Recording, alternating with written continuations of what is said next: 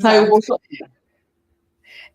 Melchiona, antes da gente falar aqui do projeto que você está liderando, eu queria um comentário breve sobre esse atestado médico aí, né? Até brinquei que não é possível que alguém tenha ficado surpreso com o fato de Bolsonaro já pedir para sair da prisão domiciliar e sobre os riscos, né, de uma fuga aí nessa saidinha para consulta médica.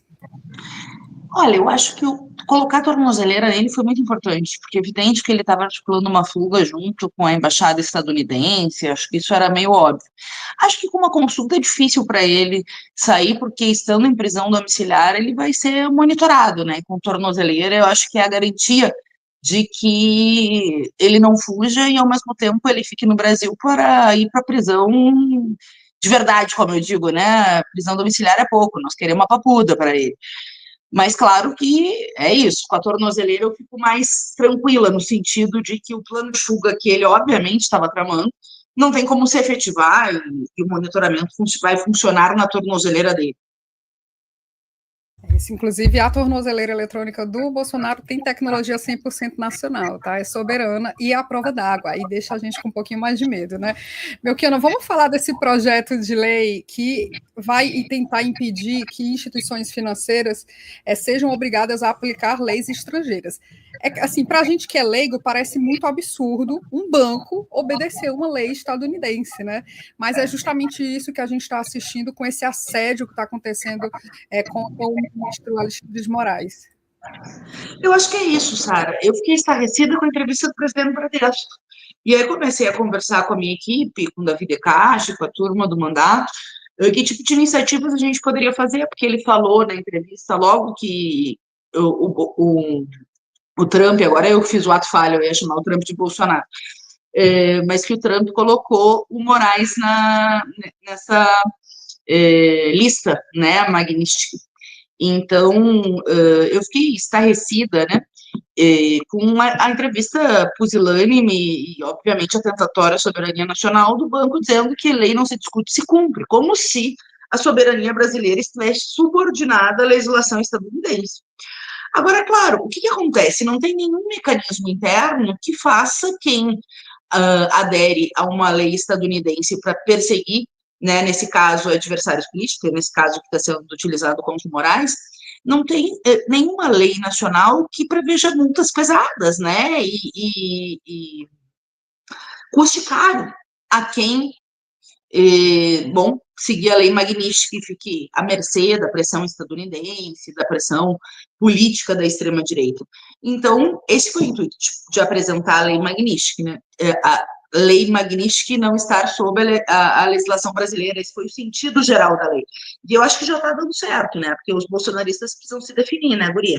Se o projeto é inócuo, ou se ele vai destruir o Brasil. É um negócio escandaloso, eu me divirto vendo o que eles estão fazendo para atacar a minha lei.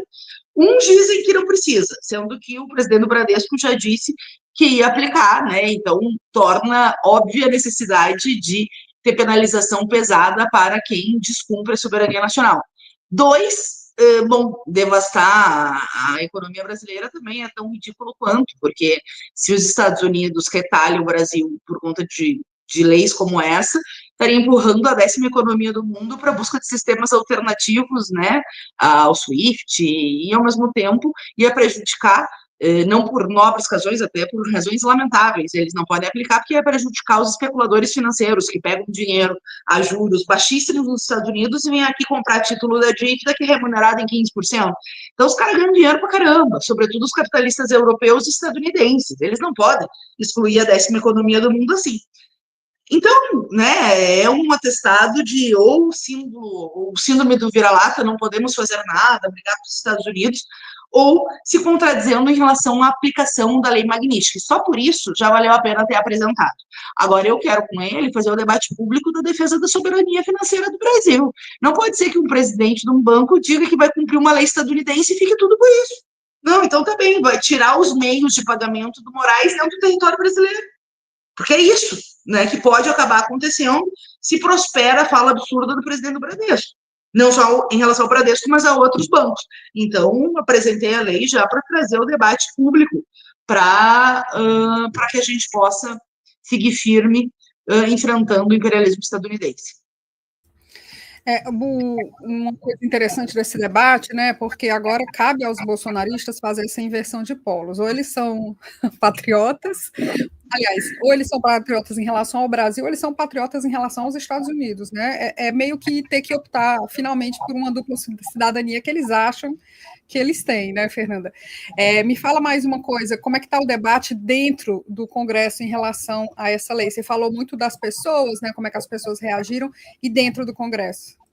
Olha, os bolsonaristas estão atacando, né? Eu até botei um videozinho lá nas minhas redes, Fernanda Pessoal, das falas deles na CCJ, que eu achei interessante. Tem iniciativas também, acho que o Lindbergh, que é líder do PT, peticionou ao Supremo perguntando a extensão da aplicabilidade da Lei Magnitsky, que eu acho que é importante, porque a gente tem que ir por todos os caminhos, né? Proteger a soberania brasileira, acho que é importante, sim, ser feito. Não, eu também acho, a Miriam coloca onde já se viu, e não, onde já se viu a lei do outro país ser auto-aplicada aqui e o presidente de um banco falar isso com a maior naturalidade e nada acontecer com ele, né? É um negócio escandaloso, muito grave. Então, eu acho que por todos os caminhos que a gente possa fazer o debate público para que isso não aconteça, né, eu não tenho nenhuma ilusão, nem surpresa com a forma associada que o capital financeiro brasileiro tem com os capitalistas internacionais, sabe? Mas se a gente não vai criando o arcabouço jurídico para obrigar, né, a defender ou estarem submetidos à legislação brasileira e não à legislação estadunidense, eles fazem o que querem, né? Então, eu acho que o debate avança no sentido público, no sentido da gente promover esse debate. A Câmara dos Deputados, nessa área, está nessa, enfim, nessa dificuldade que a gente está vendo, né? Semana passada foram 40 horas de obstrução da mesa da Câmara e do Senado promovida pelos golpistas que querem anistia para o criminoso, né? Infelizmente, e aí eu não estou criticando o método, porque ocupar a mesa para defender direito de trabalhador, eu sou a favor. Eu sou contra para defender golpista, criminoso, para defender ditadura, que é isso que eles fazem, né? E todos os relatos são de um acordão em relação ao fim do foro privilegiado, né? Esse é um debate que está em todos os veículos. Eu tinha expectativa que, com o caso Felca, pudesse se acelerar a votação do projeto do senador Alessandro Vieira, e olha que eu tenho projetos em relação à matéria, mas essa já poderia ser pautado e todos os outros serem apensados, porque ele é bem razoável no sentido de proteção das crianças e do adolescente e de responsabilização das plataformas, e a gente viu, né, uma morosidade que vai jogar para a semana que vem, enfim, e aí a gente vai ver os bolsonaristas crescerem e não querer nada de regulação das plataformas. Então, eu não tenho tantas ilusões, assim, nesse centrão, né, que acaba sendo fiel da balança para que projetos nesse tipo não prosperem, mas eu acho que a gente tem que fazer um debate público. Quando tu protocola um projeto de lei, é justamente alertando o movimento de massas da necessidade de lutar pela nossa soberania, porque é isso que nós precisamos fazer agora. O Brasil está sendo bombardeado no sentido econômico, político, de interferência pelo imperialismo estadunidense, e isso tudo sendo diretamente articulado pelo Eduardo Bolsonaro. E até agora o Mota não pautou, por exemplo, a cassação do Eduardo Bolsonaro, que cometeu inúmeros crimes lesa pátria, poderia, né, se aplicar vários instrumentos para debater, o cara está ferindo a Constituição, atuando contra os interesses brasileiros.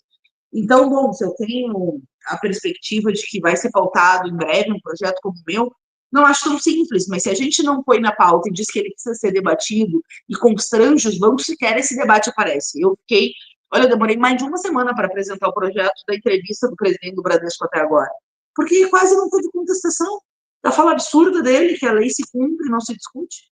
Mas qual lei que ele está falando? A lei brasileira que se cumpre, né? Não é a lei americana, né?